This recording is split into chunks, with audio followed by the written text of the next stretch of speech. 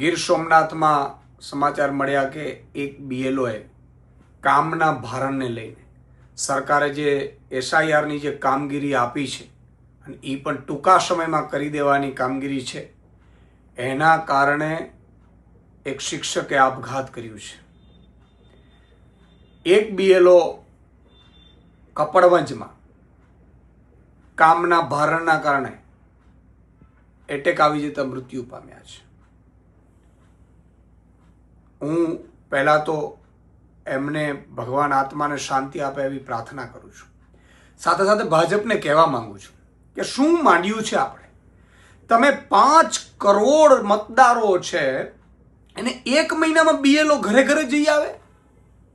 એમણે બધું કામ મુકાવી દીધું. આટલી શું જરૂર હતી?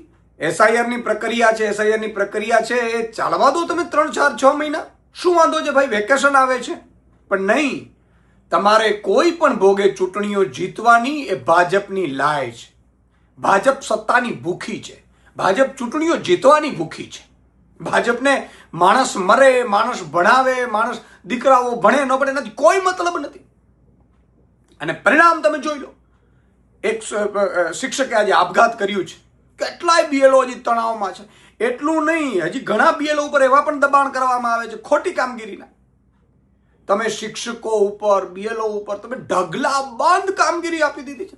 90 પ્રકારની કામગીરી બધે કરે છે. તમારા દીકરાઓ તો પ્રાઇવેટમાં ભણે છે, વિદેશમાં ભણે છે તમારા દીકરાઓ ભાજપના નેતાઓના. અને જ્યાં ગરીબનો દીકરો જ્યાં ભણે છે એ સ્કૂલોમાં બીએલઓની એસઆઈઆરની કામગીરીના કારણે તમામ શિક્ષકો છે એ સ્કૂલમાં નથી. શિક્ષક કાર્ય અત્યારે ખોરંભે ચડી ગયું છે. કારણ ગરીબોના બાળકો ભણે છે, લાખો બાળકો. અને એ બાળકો અત્યારે શિક્ષકને શોધે છે, શિક્ષક મતદારોને શોધે છે અને મતદારો ચૂંટણીમાં પોતાનું નામ શોધે છે. કેવા નાટકો તમે શરૂ કર્યા છે?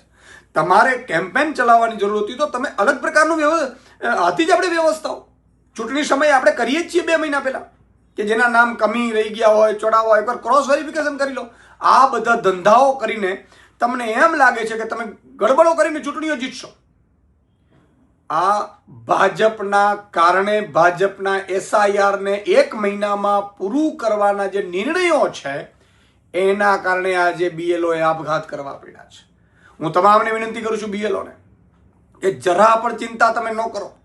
કદાચ 1 મહિનામાં કામગીરી પૂરી નહીં થાય તો અમે લાખો, અમારા હજારો કાર્યકર્તાઓ છે આમ આદમી પાર્ટીના, તમારી વારે આવશે. તમારા ઉપર કોઈ પણ દબાણ લાવે તો અમને અમારો સંપર્ક કરજો તમે. અમને ખબર છે તમારા ઉપર ખોટા દબાણો હશે, પણ ચિંતા ના કરો તમે. આ સરકારોમાં આ જ અપેક્ષાઓ હોય છે.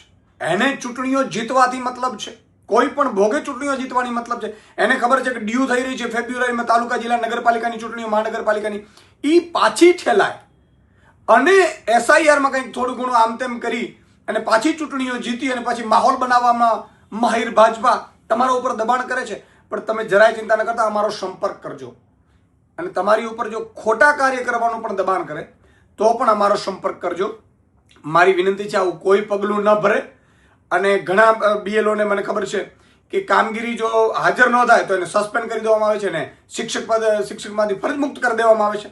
એવા લોકોની સાથે પણ આમ આદમી પાર્ટી ઊભી છે. કોઈએ ચિંતા કરવાની જરૂર નથી.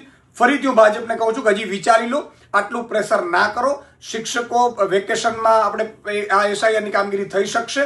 અત્યારે જે ડ્યુ ચૂંટણીઓ છે ચૂંટણી લાવી દો અને બાળકોને ભણાવવા દો. ગરીબ મધ્યમ વર્ગના બાળકો સરકારી શિક્ષણમાં ભણે છે ને એને ભણવા દો.